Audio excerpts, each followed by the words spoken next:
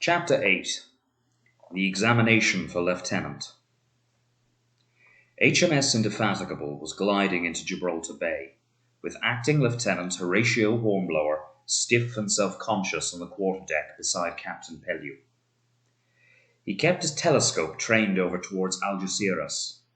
It was a strange situation, this, that major naval bases of two hostile powers should be no more than 6 miles apart, and while approaching the harbour, it was as well to keep close watch on Algeciras, for there was always the possibility that a squadron of Spaniards might push out suddenly to pounce on an unwary frigate coming in. 9 ships with the yards crossed, sir, reported Hornblower. Thank you, answered Pellew. Hands, bout ship! The Indefatigable tacked and headed in towards the mole. Gibraltar Harbour was, as usual, crowded with shipping, for the whole naval effort of England in the Mediterranean was perforce based here. Pellew clewed up his topsails and put his helm over. Then the cable roared out, and the Indefatigable swung at anchor. "Call away my gig," ordered Pellew. Pellew favoured dark blue and white as the colour scheme for his boat and its crew. Dark blue shirts and white trousers for the men, with white hats with blue ribbons. The boat was of dark blue, picked out with white. The oars had white looms and blue blades. The general effect was very smart indeed, as the drive of the oars sent the gig skimming over the water to carry Pellew to pay his respects to the Port Admiral. It was not long after his return that a messenger came scurrying up to Hornblower. "Captain's compliments, sir, and he'd like to see you in his cabin." "Examine your conscience well," grinned Midshipman Bracegirdle. "What crimes have you committed?" "I wish I knew," said Hornblower, quite genuinely. It is always a nervous moment going in to see the captain in reply to his summons. Hornblower swallowed as he approached the cabin door, and he had to brace himself a little to knock and enter. But there was nothing to be alarmed about. Pellew looked up with a smile from his desk. "Ah, Mr. Hornblower, I hope you will consider this good news. There'll be an examination for lieutenant tomorrow in the Santa Barbara there. You're ready to take it, I hope?" Hornblower was about to say, "I suppose so, sir," but checked himself. "Yes, sir," he said. Pellew hated slipshod answers. "Very well, then. You report there at 3 p.m., with your certificates and journals." "Aye, aye, sir." That was a very brief conversation for such an important subject. Hornblower had Pellew's order as acting lieutenant for 2 months now. Tomorrow he would take his examination. If he should pass, the Admiral would confirm the order next day, and Hornblower would be a lieutenant with 2 months' seniority already. But if he should fail, that would mean he had been found unfit for lieutenant's rank.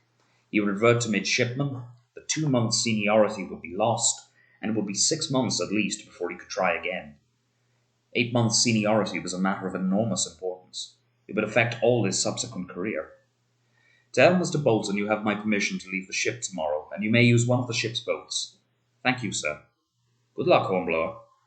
During the next 24 hours, Hornblower had not merely to try and read all through Norrie's Epitome of Navigation again, and Clark's Complete Handbook of Seamanship, but he had to see that his number 1 uniform was spick and span. It cost his spirit ration to prevail on the warrant cook to allow the gunroom attendants to heat a flat iron in the galley and iron out his neck handkerchief. Bracegirdle lent him a clean shirt, but there was a feverish moment when it was discovered that the gunroom supply of shoe blacking had dried to a chip. 2 midshipmen had to work it soft with lard, and the resultant compound, when applied to Hornblower's buckled shoes, was stubbornly resistant to taking a polish. Only much labour with the gunroom's molting shoe brush, and then with a soft cloth brought those shoes up to a condition of brightness worthy of an examination for lieutenant. And as for the cocked hat, well, the life of a cocked hat in the midshipman's berth is hard, and some of the dents could not be entirely eliminated. "Take it off as soon as you can and keep it under your arm," advised Bracegirdle. "Maybe they won't see you come up the ship's side." Everybody turned out to see Hornblower leave the ship, with his sword in his white breeches and his buckled shoes, his bundle of journals under his arm, and his certificates of sobriety and good conduct in his pocket. The winter afternoon was already far advanced as he rowed over to the Santa Barbara and went up the ship's side to report himself to the officer of the watch. The Santa Barbara was a prison hulk, one of the prizes captured in Rodney's action off Cadiz in 1780, and kept rotting at her moors, mastless ever since, a store ship in the time of peace and a prison in time of war. Red-coated soldiers, muskets loaded and bayonets fixed, guarded the gangways. On forecastle and quarterdeck were carronades, trained inboard and depressed, to sweep the waste, wherein a few prisoners took the air, ragged and unhappy. As Hornblower came up the side, he caught a whiff of the stench within, where 2,000 prisoners were confined. Hornblower reported himself to the officer of the watch as come on board, and for what purpose. "Whoever would have guessed it," said the officer of the watch, an elderly lieutenant with white hair hanging down to his shoulders, running his eye over Hornblower's immaculate uniform and the portfolio under his arm. 15 of your kind have come on board already, and holy Gemini, see there!" Quite a flotilla of small craft was closing in on the Santa Barbara. Each boat held at least one cock-hatted and white-breeched midshipman, and some held 4 or 5. "Every courtesy young gentleman in the Mediterranean fleet is ambitious for an epaulette," said the lieutenant. "Just wait until the examining board sees how many there are of you. I shouldn't be in your shoes, young shaver, for something. Go aft there and wait in the portside cabin." It was already uncomfortably full when Hornblower entered. 15 pairs of eyes measured him up. There were officers of all ages, from 18 to 40, all in their number ones, all nervous. 1 or 2 of them had Norrie's Epitome open on their laps and were anxiously reading passages about which they were doubtful. One little group was passing a bottle from hand to hand, presumably in an effort to keep up their courage.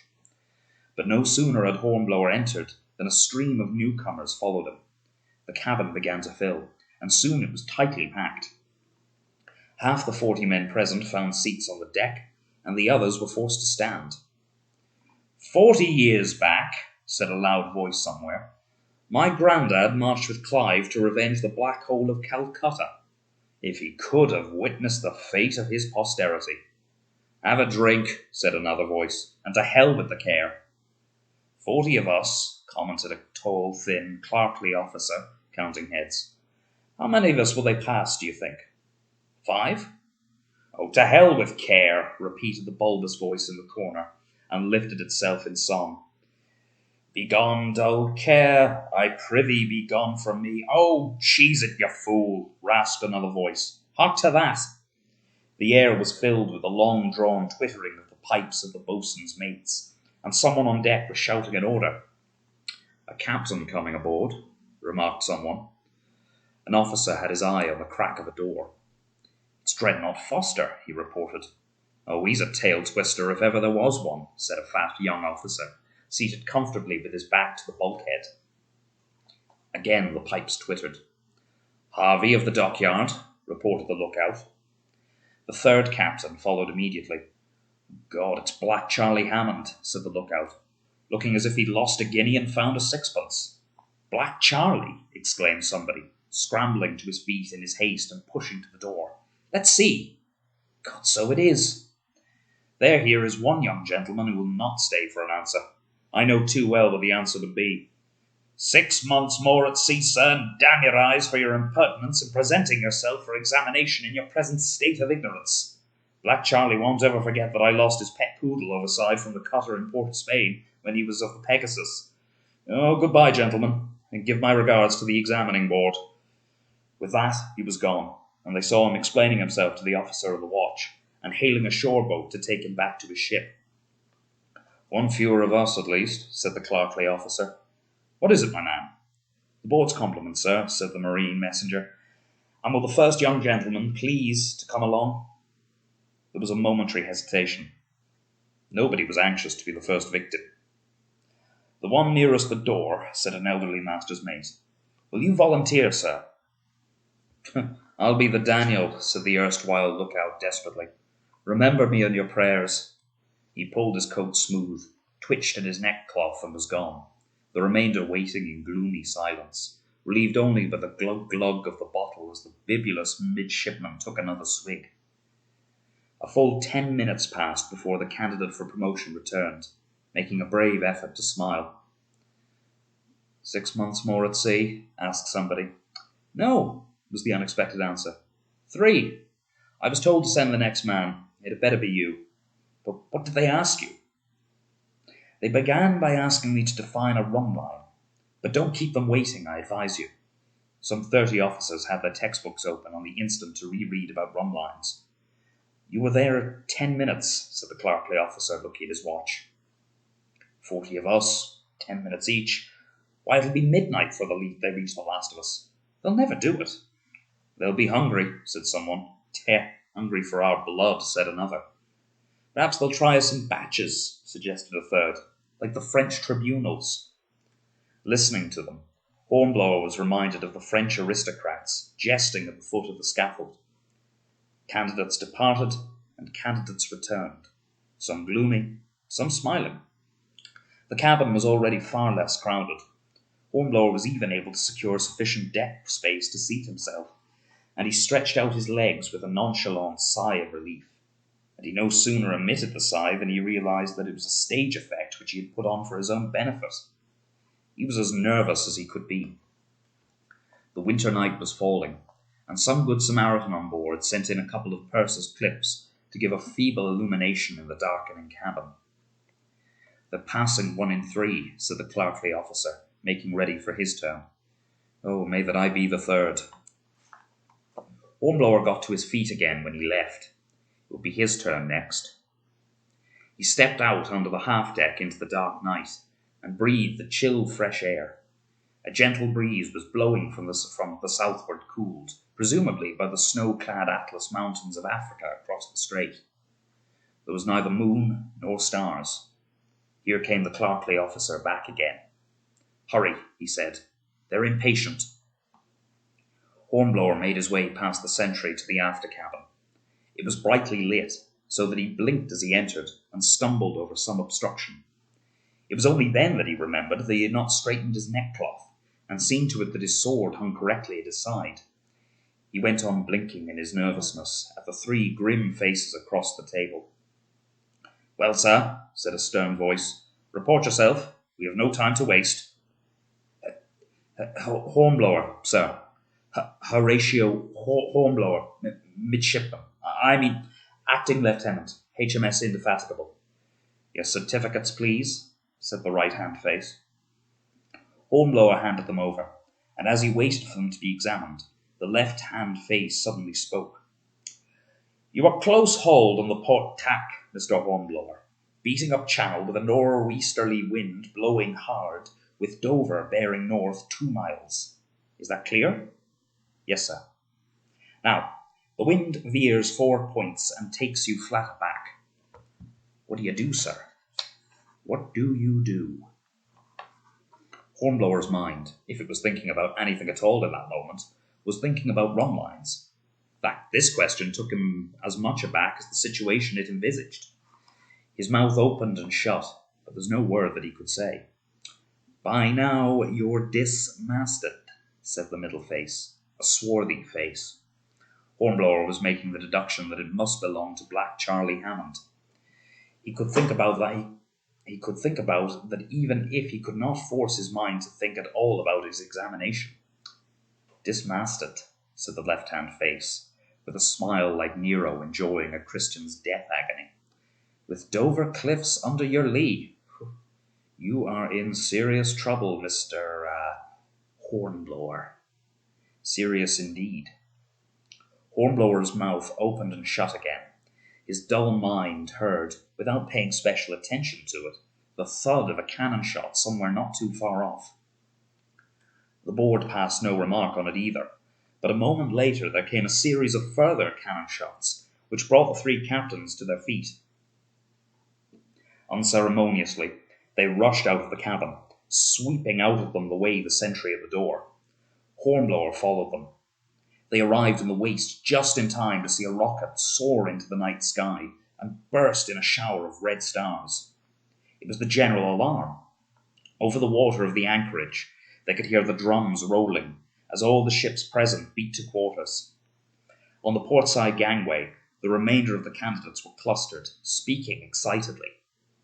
See there, said a voice. A Across half a mile of dark water, a yellow light grew until the ship there was wrapped in flame. She had every sail set and was heading straight into the crowded anchorage. "Fireships! Officer of the watch, call my gig!" bellowed Foster. A line of fireships was running before the wind, straight at the crowd of anchored ships.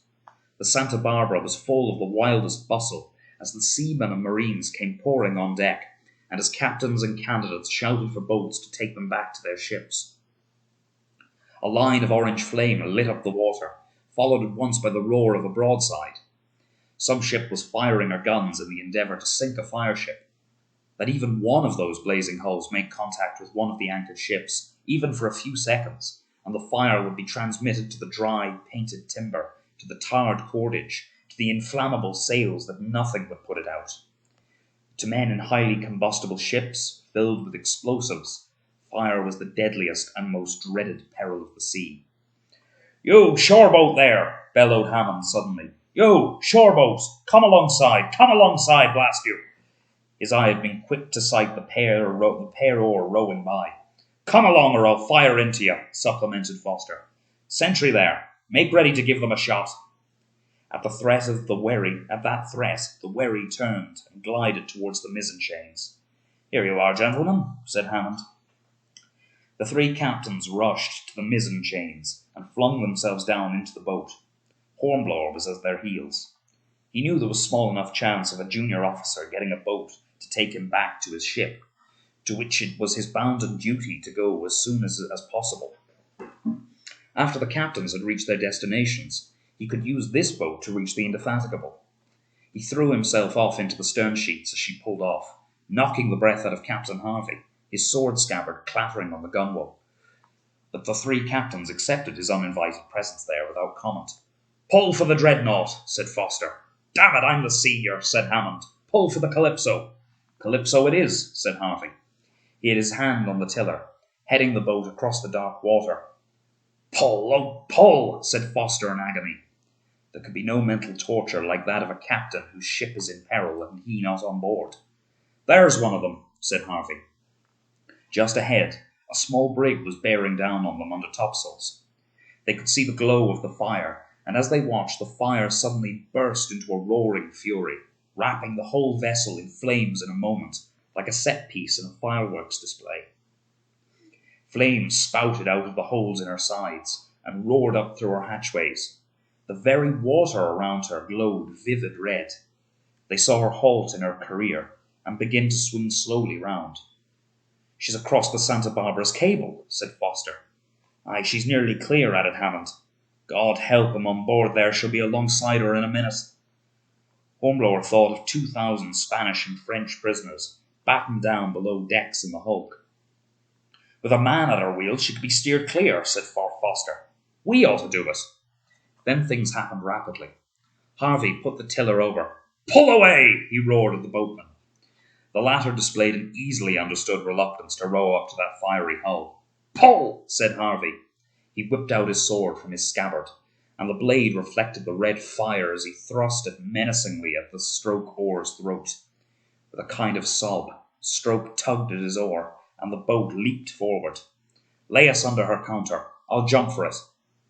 At last Hornblower found his tongue. "Let me go, sir. I'll handle her.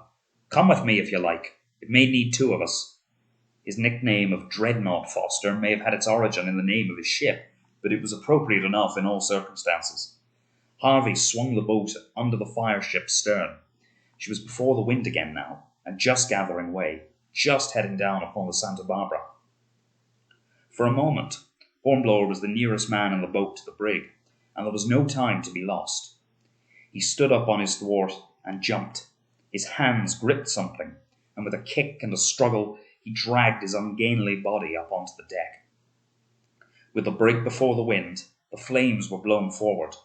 Right aft here it was merely frighteningly hot, but Hornblower's ears were filled with the roar of the flames and the crackling and the bang of the burning wood. He stepped forward to the wheel and seized the spokes. The wheel was lashed with a loop of line, and as he cast this off and took hold of the wheel again, he could feel the rudder below him bite into the water. He flung his weight onto the spoke and spun the wheel over. The brig was about to collide with the Santa Barbara, starboard bow to starboard bow, and the flames lit an anxious, gesticulating crowd on the Santa Barbara's forecastle. "Hard over!" roared Foster's voice in Hornblower's ear. "Hard over it is," said Hornblower, and the brig answered her wheel at that moment, and her bow turned away, avoiding the collision. An immense fountain of flame poured out from the hatchway abaft the mainmast, sending mast and rigging ablaze, and at the same time a flaw of wind blew a wave of flame aft. Some instinct made Hornblower, while holding the wheel with one hand, snatch out his neckcloth with the other and bury his face in it. The flame whirled round him and was gone again, but the distractions had been dangerous.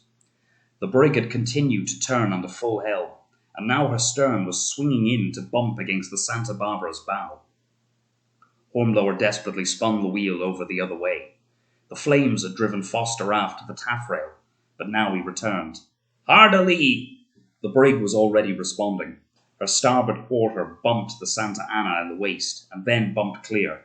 "Midships!" shouted Foster. At a distance of only 2 or 3 yards, the fireship passed on down the Santa Barbara's side. An anxious group ran along her gangways, keeping up with her as she did so. On the quarterdeck, another group stood by with a spar to boom the fireship off. Hornblower saw them out the tail of his eye as they went by. Now they were clear. "There's the Dauntless on the port bow," said Foster. "Keep her clear." "Aye, aye, sir." The din of the fire was tremendous. It could hardly be believed that on this little area of deck it was still possible to breathe and to live. Hornblower felt the appalling heat on his hands and face. Both masts were immense pyramids of flame. "Starboard a point," said Foster. "We'll lay her aground along the shoal by the neutral ground." "Starboard a point," responded Hornblower. He was being borne along on a wave on the highest exaltation. The roar of the fire was intoxicating, and he knew not a moment's fear. Then the whole deck, only a yard or two forward of the wheel, opened up in flame. Fire spouted out of the gaping seams, and the heat was utterly unbearable. And the fire moved rapidly aft, as the seams gaped progressively backward. Hornblower felt for the loop line to lash the wheel, but before he could do so, the wheel spun idly under his hand, presumably as the tiller ropes below him were burned away, and at the same time the deck under his feet heaved and warped in the fire. He staggered back to the taffrail. Foster was there. "Tiller ropes burned away, sir," reported Hornblower. Flames roared up beside them. His coat sleeve was smouldering. "Jump, damn it!" said Foster. Hornblower felt Foster shoving him. Everything was insane. He heaved himself over, gasped with fright as he hung in the air, and then felt the breath knocked out of his body as he hit the water. The water closed over him, and he knew panic as he struggled back to the surface. It was cold. The Mediterranean in December is cold. For the moment, the air in his clothes supported him, despite the weight of his sword at his side, but he could see nothing in the darkness, with his eyes still dazzled by the roaring flames. Somebody splashed beside him. "They were following us in the boat to take us off," said Foster's voice. "Can you swim?" "Yes, sir. Not very well." "That might describe me," said Foster, and then he lifted his voice to hail. "Ahoy! Ahoy! Hammond! Harvey, ahoy!" He tried to raise himself as well as his voice, fell back with a splash, and splashed again, the water flowing into his mouth, cutting short something he tried to say. Hornblower, beating the water with increasing feebleness, could still spare a thought, such were the vagaries of his wayward mind, for the interesting fact that even captains of much seniority were only mortal men after all. He tried to unbuckle his sword belt, failed, and sank deep with the effort, only just succeeding in struggling back to the surface. He gasped for breath, but in another attempt he managed to draw his sword half out of its scabbard, and as he struggled, it slid out the rest of the way by its own weight. Yet he was not conscious of any noticeable relief. It was then that he heard the splashing and the grinding of oars and loud voices, and he saw the dark shape of the approaching voice, and he uttered a spluttering cry. In a second or two, the boat was up to them, and he was clutching the gunwale in panic. They were lifting Foster in over the stern, and Hornblower knew that he must keep still, and make no effort to climb in, but it called for all of his resolution and to make himself hang quietly on the side of the boat and to wait his turn. He was interested in this overmastering fear, while he despised himself for it. It called for a conscious and serious effort of willpower to make his hands alternately release their death-like grip on the gunwale, so that the men in the boat could pass him round to the stern. Then they dragged him in, and he fell face downward in the bottom of the boat, on the verge of fainting. Then someone spoke in the boat, and Hornblower felt a cold shiver pass over his skin, and his feeble muscles tensed himself, for the words spoken were in Spanish. At any rate, an unknown tongue, and Spanish presumably. Somebody then answered in the same language. Hornblower tried to struggle up, and a restraining hand was laid on his shoulder. He rolled over, and his eyes, now accustomed to the darkness, could see the three swarthy faces with the long black moustaches. These men were not Gibraltarians. On the instant he could guess who they were. The crew of one of the fire ships who had steered their craft in past the mole set fire to it and made their escape in the boat. Foster was sitting doubled up in the bottom of the boat, and now he lifted his face from his knees and stared round him. "Who are these fellows?" he asked weakly. His struggle in the water had left him as weak as Hornblower. "Spanish fire ship's crew, I fancy, sir," said Hornblower. "We're prisoners." "Are we indeed?" The knowledge galvanized him into activity, just as it had Hornblower. He tried to get to his feet, and the Spaniard at the tiller thrust him down with a hand on his shoulder. Foster tried to put his hand away, and raised his voice in a feeble cry, but the man on the tiller was standing no nonsense. He brought out in a lightning gesture a knife from his belt. The light from the fire ship, burning itself harmlessly out on the shoal in the distance, ran redly along the blade, and Foster ceased to struggle. Men might call him Dreadnought Foster, but he could recognize the need for discretion. "How are we heading?" he asked Hornblower, sufficiently quietly as not to irritate their captors. "North, sir." "Maybe they're going to land on the neutral ground and make for the line." "That's their best chance," agreed Foster. He turned his neck uncomfortably to look back up to the harbour. "Two other ships burning themselves up there, I fancy," he said. "There were 3 fire ships come in too, I fancy." "I saw 3, sir. And there's no damage done, but a bold endeavour. Whoever would have credited the Dons with making such an attempt?" "They have learned about fire ships from us, perhaps, sir," suggested Hornblower. "We may have nursed the pinion that impelled the steel, you think?" "It is possible, sir." Foster was a cool enough customer, quoting poetry and discussing the naval situation while being carried off into activity by a Spaniard who guarded him with a drawn knife. Cool might be too accurate an adjective. Hornblower was shivering in his wet clothes as the chill night air blew over him, and he felt weak and feeble after all the excitement and exertions of the day. "Boat ahoy!" came a hail across the water. There was a dark nucleus in the night over there. The Spaniard in the stern sheets instantly dragged the tiller over, heading the boat directly away from it, while the 2 at the oars redoubled their exertions. "Guard boat," said Foster, but cut his explanation short at a further threat from the knife. Of course there would be a boat rowing guard at this northern end of the anchorage. They might have thought of it. "Boat ahoy!" came the hail again. "Lay on your oars or I'll fire into you." The Spaniard made no reply, and a second later came the flash and report of a musket shot. They heard nothing of the bullet, but the shot would put the fleet, towards which they were heading again, on the alert. But the Spaniards were going to play the game out to the end. They rowed doggedly on. "Boat ahoy!" There was another hail from a boat right ahead of them. The Spaniards at the oars ceased their efforts in dismay, but a roar from the steersman set them instantly to work again. Hornblower could see the new boat almost directly ahead of them, and heard another hail from it as it rested on its oars. The Spaniards at the tiller shouted an order, and the stroke oar backed water, and the boat turned sharply. Another order, and both rowers tugged ahead again, and the boat surged forward to ram.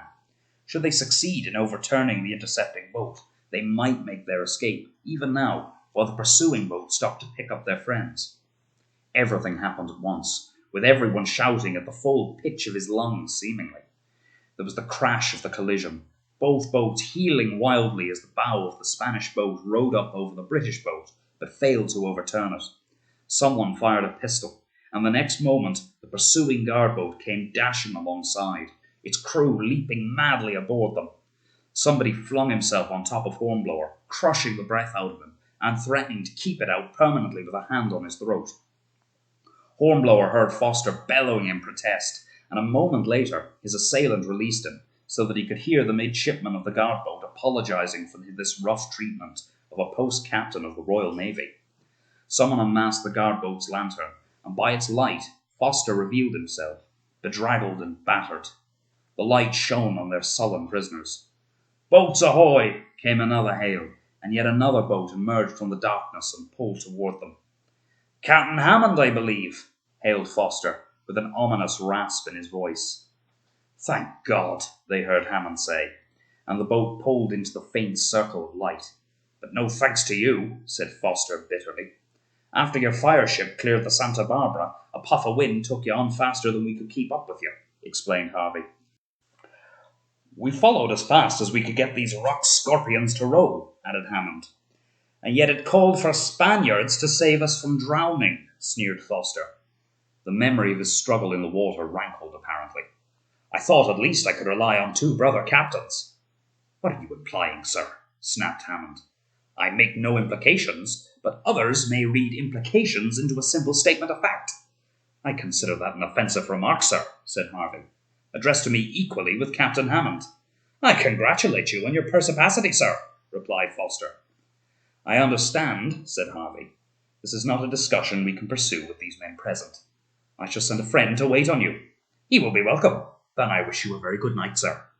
"And I too, sir," said Hammond. "Give way there." The boat pulled out of the circle of light, leaving an audience open-mouthed at this strange freak of human behaviour, that a man saved first from death and then from captivity should wantonly thrust himself into peril again. Foster looked after the boat for some seconds before speaking. Perhaps he was already regretting his rather hysterical outburst. "I shall have much to do before morning," he said, more to himself than to anyone near him, and then addressed himself to the midshipman of the guard boat. "You, sir, will take charge of these prisoners and convey me to my ship." "Aye, aye, sir." "Is there anyone here who can speak their lingo? I would have it explained to them that I shall send them back to Cartagena under cartel, free without exchange. They saved our lives, and that is the least we can do in return." The final explanatory sentence was addressed to Hornblower. "I think that is just, sir." "And you, my fire-breathing friend, may I offer you my thanks. You did well. Should I live beyond tomorrow, I shall see that authority is informed of your actions." "Thank you, sir." A question trembled on Hornblower's lips. It called for a little resolution to thrust it out. "And my examination, sir? My certificate?" Foster shook his head. "That particular examining board will never reassemble, I fancy. You must wait your opportunity to go before another one." "Aye, aye, sir," said Hornblower, with despondency apparent in his tone. "Now look'ee here, Mr. Hornblower," said Foster, turning upon him. "To the best of my recollection, you were flat aback, about to lose your spars, and with Dover cliffs under your lee. In one more minute you would have been failed. It was the warning gun that saved you. Is that not so?" "I suppose it is, sir." "Then be thankful for small mercies, and even more thankful for big ones.